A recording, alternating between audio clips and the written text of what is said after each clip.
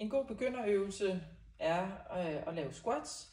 Det kan være svært balancemæssigt, og også hvis man lige skal i gang med at finde styrken igen i lårmuskulaturen. Derfor så kan man gøre brug af en dør, hvor man holder fast i dørhåndtaget, og dermed får en vis stabilitet og støtte af den. Det er en god idé at starte med en bold. Den tager man mellem knæene, og det sikrer, at knæene peger lige frem i bevægelsen, således at man ikke får nogen vrid i knæet.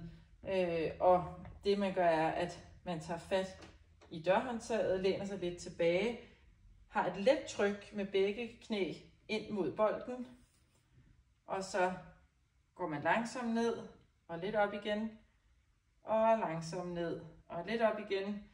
Og vigtigt er, at man holder på bolden med knæene, og på den måde altså sikrer, at knæene bevæger sig i den rigtige bevægebue, således at der ikke kommer små vrid i knæet. Øvelsen gør man i 10 gentagelser, holder en lille pause, og det gør man i alt 3 serier. Når man synes, man mestrer det, og stabiliteten er i orden, og man har fundet styrken, så kan man gøre det uden bold. Og der er det jo vigtigt, at man stadigvæk holder bevægebuen, hvor knæene peger lige frem, fødder og tæer peger lige frem, og knæene bevæger sig hen over fødderne i lige linje. Man holder stadigvæk fast, læner sig tilbage, og knæene kører hen over.